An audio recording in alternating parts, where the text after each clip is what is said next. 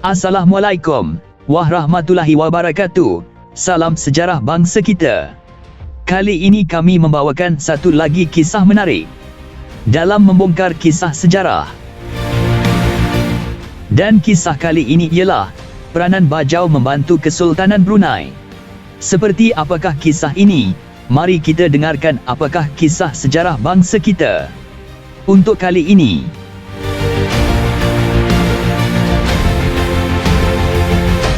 saya cuba menterjemah sebahagian daripada menyentuh mengenai peranan dan sumbangan suku Bajau Sama di zaman pemerintahan Kesultanan Brunei zaman dahulu.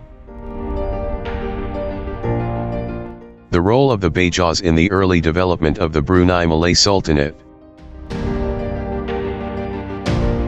Bila orang Eropah mula datang ke Brunei di awal abad ke-16, Kesultanan Brunei sudah mempunyai empayar Melayu Islam yang besar.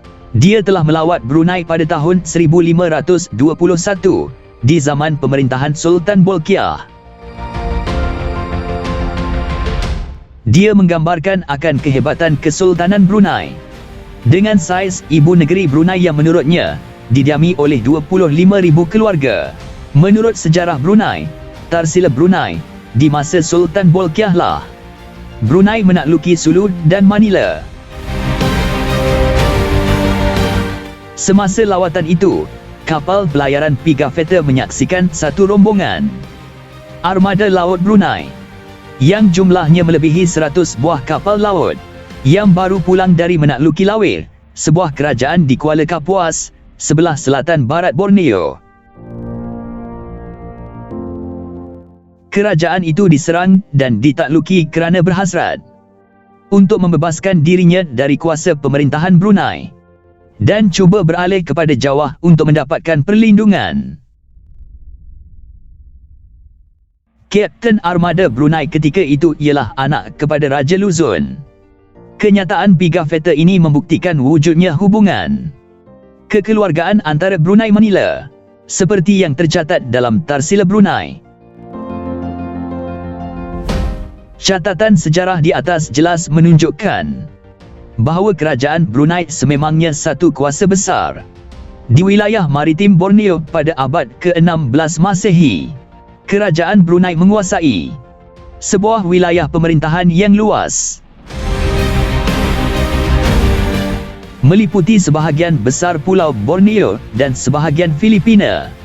Menurut Tarling, Brunei pada suatu ketika merupakan sebuah empayar dan tidak hanya sekadar sebuah kerajaan tebing sungai. Brunei berbanding Sulu merupakan pemerintah wilayah Filipina di era pra-Filipina, pre-Philippine period. Kemunculan Brunei sebagai sebuah kuasa besar disebabkan oleh beberapa faktor. Majapahit tidak berjaya mengembalikan semula kekuasaannya ke atas wilayah Melayu selepas kejatuhannya sejak kematian Hayam Wuruk pada penghujung abad ke-14 Masehi. Menjelang abad ke-15, Melaka muncul sebagai kuasa baru menggantikan Majapahit, namun wilayah kekuasaannya hanya tertumpu di sekitar perairan semenanjung Tanah Melayu Sumatera. Dengan ketiadaan kuasa maritim di sebelah Borneo Filipina ketika itu, telah memberi peluang kepada Brunei untuk mengukuhkan kedudukannya dan meluaskan pengaruhnya.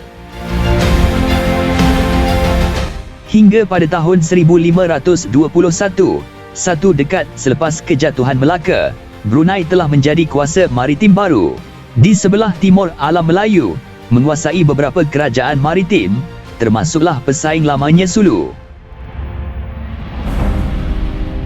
Satu lagi faktor yang menyumbang kepada kebangkitan Kesultanan Brunei ialah kedatangan Islam yang bukan saja menyumbang kepada kekuatan politik tapi juga kepada kegiatan perdagangan. Kerajaan Brunei telah mendapat sokongan dari pedagang Islam yang menguasai jalan perdagangan alam Melayu Islam. Sebelum kemunculan Eropah, dasar anti-Islam Portugis yang menguasai Melaka ketika itu telah menyebabkan pedagang Islam beralih ke tempat lain seperti Brunei.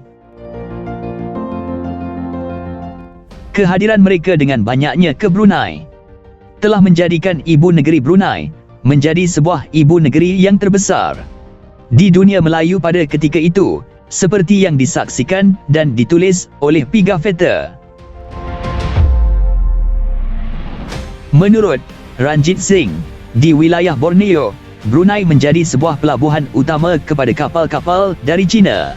Aktiviti perdagangan Brunei, walau bagaimanapun, tidak mungkin dapat menjadi kuasa maritim tanpa wujudnya laluan maritim yang selamat, di mana kegiatan lanun menjadi suatu ancaman. Semasa ekspedisi ke Sulu, Brunei telah menghantar satu armada 500 kapal laut. Armada ini tidak dinafikan memainkan peranan yang penting, bukan saja melindungi Sultan Brunei, tapi juga kegiatan perdagangannya sebagai sebuah empayar yang besar. Amat sukar dari segi politik untuk Brunei mengawal wilayah pemerintahannya yang merangkumi pelbagai kumpulan etnik. Menurut Brown, empayar Brunei secara keseluruhannya terdiri dari orang Brunei sendiri dan juga bukan warga Brunei, dan golongan bangsawan dan bukan bangsawan. Untuk mengukuhkan wilayah kekuasaan Brunei yang penduduknya lebih banyak dari kerajaan Brunei sendiri, Sultan Brunei telah mengamalkan sistem ketua pengikut majikan pekerja. Sistem ini merupakan satu bentuk hubungan antara pemimpin dengan pengikut, di mana pengikut setia kepada ketuanya dan ketuanya memberi hak politik dan keistimewaan kepada pengikutnya berdasarkan kepada hierarki kedudukannya dalam kelompok masyarakat setempat. Kesultanan Brunei menggunakan sistem ini sebaik mungkin dengan banyak bergantung kepada kesetiaan pengikutnya. Sultan mempunyai kuasa mutlak untuk melantik atau tidak jawatan tertentu di bawah penguasaannya.